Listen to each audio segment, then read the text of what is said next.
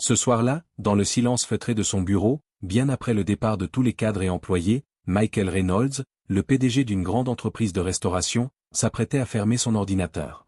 Il avait l'habitude de lire des dizaines de demandes chaque semaine, des ajustements d'horaires, des congés, des problèmes de paie. Rien de bien surprenant. Mais ce soir, un message attira immédiatement son attention. Ce n'était ni une plainte, ni une demande particulière. C'était une phrase toute simple, presque banale: serait-il possible de récupérer les repas restants après mon service? Michael fronça les sourcils. La demande venait de Sophia Carter, une jeune cuisinière qui travaillait ici depuis un peu plus d'1 an. Jamais un retard, jamais une absence, toujours discrète, efficace, et pourtant, jamais il ne s'était vraiment arrêté à penser à elle. Ce message avait quelque chose de différent. La plupart du temps, les employés qui souhaitaient récupérer un reste de repas en parlaient directement à leur responsable. Pourquoi, elle, avait-elle ressenti le besoin de le faire par écrit, de façon officielle?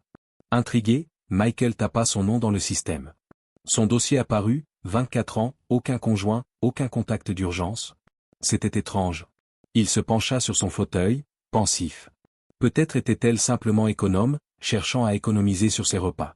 Mais dans la façon dont elle avait formulé sa demande, il percevait autre chose: ce n'était pas une question d'économie, c'était un réel besoin.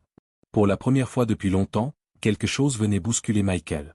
Lui, habitué au grand bureau, aux décisions froides, aux chiffres et aux résultats, se sentait soudainement troublé. Pourquoi ce simple message le touchait-il autant? Était-ce de la curiosité?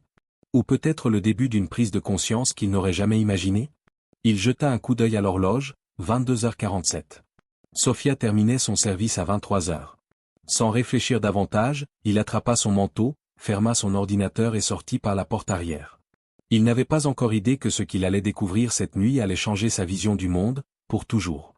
Michael sortit dans la fraîcheur de la nuit, rabattant le col de son manteau. Le parking était presque vide, seuls quelques employés terminaient encore leur service. Son regard se porta vers l'arrière du bâtiment, juste à temps pour apercevoir Sophia, qui nettoyait les derniers plans de travail dans la cuisine. Ses cheveux bruns étaient attachés à la va-vite, quelques mèches collant à son front marqué par la fatigue d'une longue journée passée sous la chaleur des fourneaux. Elle travaillait avec des gestes rapides, précis, comme quelqu'un qui avait répété cette routine 1000 fois. Un responsable passa près d'elle, lui tendant un simple sac en papier brun. Elle le prit avec un léger sourire, le serra sous son bras, puis décrocha son vieux sac à dos d'un crochet accroché au mur. Michael l'observa attentivement, sans vraiment savoir ce qu'il espérait découvrir. Lorsqu'elle quitta le bâtiment, il la vit se diriger directement vers l'arrêt de bus, au bout de la rue. Pas un instant d'hésitation, pas de voiture, pas de taxi, juste ses pas rapides dans la nuit. Il ressentit alors une étrange gêne. Lui, qui avait passé des années dans le confort des voitures de luxe, des vols en première classe, des hôtels 5 étoiles, réalisait brutalement que pour certaines personnes, la réalité était tout autre. Travailler 16 heures debout, pour ensuite attendre un bus tard dans la nuit, c'était quelque chose qu'il n'avait jamais connu. Michael monta dans sa berline noire, mais laissa le moteur éteint. Il laissa le temps s'écouler, fixant Sophia, qui, debout sous un lampadaire vacillant, croisait les bras pour se réchauffer, balançant légèrement d'un pied sur l'autre.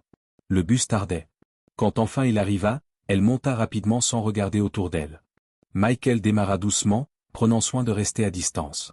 Il se sentait poussé par quelque chose qu'il ne comprenait pas encore totalement. Ce n'était plus de la simple curiosité. C'était un besoin presque viscéral de comprendre, de voir la vérité derrière cette demande si anodine en apparence. Le trajet fut long, bien plus long qu'il ne l'aurait imaginé. À chaque arrêt, il pensait qu'elle descendrait. Mais non. Le paysage changeait, les lampadaires devenaient plus rares, les vitrines se transformaient en bâtiments délabrés, les rues perdaient peu à peu leur éclat. Il regarda l'heure, minuit 22. Et sans le savoir, il s'approchait d'une vérité qui allait bouleverser tout ce qu'il pensait savoir. Après près d'1 heure de trajet, le bus s'arrêta enfin. Sophia tira sur la corde pour signaler sa descente. Michael ralentit, se garant discrètement au bout de la rue, le regard rivé sur elle. Elle marchait d'un pas rapide, déterminée, comme si le froid, la fatigue et la nuit n'avaient aucune prise sur elle. Son allure ne laissait pas place au doute, ce chemin, elle le connaissait par cœur. Le quartier était sombre, visiblement oublié par la ville. Les lampadaires manquaient, certains bâtiments étaient abandonnés, les clôtures rouillées entouraient des terrains vides, et l'asphalte était fissuré. Ce n'était pas un endroit où l'on se sentait à l'aise, encore moins en pleine nuit. Michael la suivit du regard alors qu'elle contournait une rangée de voitures stationnées, avant de disparaître derrière un vieux grillage. Il avança lentement, le cœur battant plus fort qu'il ne voulait l'admettre, jusqu'à ce que ses yeux tombent sur une petite parcelle, Et là, il resta figé. Devant lui, ce n'était ni une maison, ni un appartement. C'était un vieux mobil-home, un de ceux que le temps avait presque entièrement usé. Les vitres étaient couvertes de papier pour masquer l'intérieur, les murs portaient les traces de l'usure, et le toit semblait tenir par miracle. Il n'en croyait pas ses yeux. Comment une employée à temps plein, qui travaillait dur, pouvait-elle vivre ici? Sophia gravit les 2 petites marches en métal, tenant toujours son sac de nourriture d'une main, tandis que l'autre cherchait ses clés. Une faible lumière s'alluma à l'intérieur quand elle poussa la porte. Michael, resté à distance, sentit sa gorge se serrer. Cette vision le bouleversait bien plus qu'il n'aurait imaginé. Mais ce qu'il vit ensuite fit vaciller tout ce qu'il pensait savoir. À peine entré, 3 petites silhouettes se précipitèrent vers elle. Des enfants. Ils se jetèrent dans ses bras avec un mélange d'enthousiasme et de soulagement. Sophia déposa le sac sur la table, les entourant d'un geste protecteur, le visage illuminé d'un sourire sincère, malgré la fatigue écrasante. Puis, une femme âgée apparut, marchant lentement, le dos courbé, les cheveux marqués de mèches grises. Sophia la prit doucement par le bras pour l'aider à s'asseoir. Michael comprit alors. Ce n'était pas juste une jeune femme vivant difficilement. C'était une sœur, une petite fille, peut-être même une mère de cœur, qui portait le poids d'une famille entière, toute seule. Installé dans sa voiture, à bonne distance, Michael ne pouvait détacher son regard de cette scène. À l'intérieur du mobil-home, la lumière faiblarde révélait un espace minuscule, à peine suffisant pour contenir les 4 occupants. Les murs étaient tachés, le sol usé jusqu'à la trame. Il n'y avait rien de superflu ici. Aucun confort, aucun décor. Juste la survie. Il observa Sophia déballer soigneusement le contenu du sac en papier. Avec des gestes doux mais précis, elle répartit la nourriture sur 4 assiettes. Pas 5. Ce détail frappa immédiatement Michael. Elle n'avait préparé aucune assiette pour elle-même. Les enfants se ruèrent sur leurs plats, mangeant avec une hâte silencieuse, comme s'ils savaient que les portions étaient toujours comptées, jamais garanties. La grand-mère, plus lente, tenait difficilement sa fourchette, ses mains tremblantes révélant une fatigue accumulée avec les années. Et Sophia, elle s'assit à table, mais ne toucha pas à son assiette. Elle faisait semblant. Elle coupait des morceaux, les déplaçait d'un côté à l'autre, souriait, hochait la tête quand les enfants parlaient, mais pas une seule fois elle ne porta de nourriture à sa bouche. Michael sentit une boule se former dans sa gorge. Il comprit. Elle préférait laisser manger les siens, même si cela signifiait faire semblant d'être rassasié. À ce moment-là, le plus grand des enfants, un garçon d'environ 10 ans, leva les yeux vers elle et demanda, avec une innocence poignante, « Tu as mangé au travail aujourd'hui » Michael retint son souffle. Pendant une fraction de seconde, le visage de Sophia trahit la vérité. Une minuscule hésitation, imperceptible pour un regard distrait, mais évidente pour quelqu'un qui la regardait avec attention. Puis, elle força un sourire et répondit doucement, « Oui, j'ai mangé tout à l'heure. » Le garçon la fixa un instant, comme s'il savait que ce n'était pas vrai. Mais il ne dit rien. Il baissa la tête et reprit son repas. Michael sentit son estomac se nouer. Ce n'était pas un sacrifice ponctuel. C'était leur quotidien. Elle renonçait, soir après soir, pour que les autres puissent simplement manger. À cet instant précis, quelque chose se brisa en lui. Ce qu'il voyait n'était pas juste une injustice. C'était une blessure profonde dans un système qu'il avait contribué à construire, sans jamais le réaliser.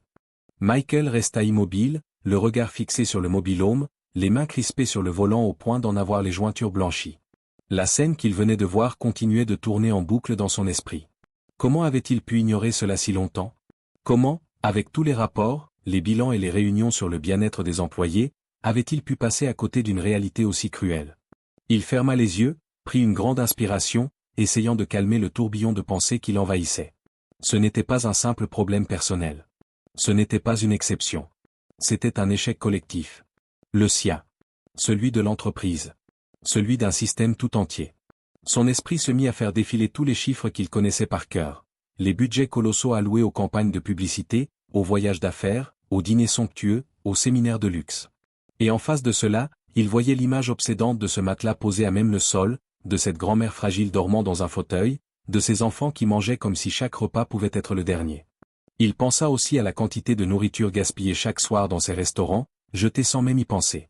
De quoi nourrir des familles entières. Cette idée lui donna presque la nausée. Sans réfléchir plus longtemps, il attrapa son téléphone et chercha dans ses contacts. Quand il trouva le numéro qu'il cherchait, il appuya sans hésiter sur appeler.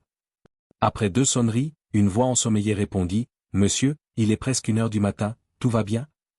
Michael serra la mâchoire. « Non. Rien ne va. » Sa voix était ferme, déterminée, sans la moindre hésitation. Un silence se fit de l'autre côté. Puis la voix demanda, « Que voulez-vous dire ?» Les yeux toujours rivés sur le mobil-home, Michael inspira profondément. « Demain matin, dès la première heure, on change tout. Les politiques, les salaires, les aides. Plus jamais ça. Plus jamais quelqu'un dans notre entreprise ne devra vivre une chose pareille. » Il ne laissa même pas le temps à son collaborateur de répondre. Il raccrocha. Parce que ce n'était pas une proposition, ce n'était pas une discussion. C'était une décision. Et il était prêt à aller jusqu'au bout. Le lendemain matin, Michael entra dans le siège de l'entreprise avec un regard qu'on ne lui connaissait pas. Plus de doute, plus d'hésitation. Aujourd'hui, il n'était pas simplement un PDG. Il était un homme décidé à réparer ce qui devait l'être. Dès les premières heures, des réunions d'urgence furent convoquées. Les règles changèrent. Dorénavant, plus aucun repas ne serait jeté. Chaque soir, les plats non consommés seraient préparés et distribués aux employés qui en avaient besoin. Ce n'était plus une faveur, c'était un droit. Les grilles de salaire furent entièrement revues. Les employés aux plus faibles revenus reçurent une augmentation immédiate. Il ne voulait plus jamais entendre parler de travailleurs à temps plein contraints de choisir entre payer un loyer ou acheter de quoi se nourrir. Il lança également un programme d'aide d'urgence.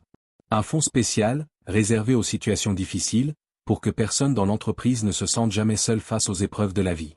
Et puis, il y avait Sophia. Elle arriva ce matin-là, comme d'habitude, fatiguée mais fidèle au poste, sans savoir qu'en coulisses, tout venait de changer pour elle. Son responsable l'appela, l'invitant à le suivre au bureau. D'un geste un peu hésitant, il lui remit une enveloppe. À l'intérieur, une lettre lui annonçait une augmentation bien plus que symbolique. Une somme suffisante pour qu'elle puisse quitter ce mobil-home, trouver un vrai logement pour elle, ses petits frères et sa grand-mère. De quoi vivre dignement. De quoi manger sans avoir à se sacrifier en silence. Sous le choc, Sophia sentit les larmes monter. Mais cette fois, ce n'étaient pas des larmes de fatigue, ni de désespoir. C'étaient des larmes de soulagement. Pour la première fois depuis longtemps, elle n'avait plus besoin de faire semblant d'aller bien.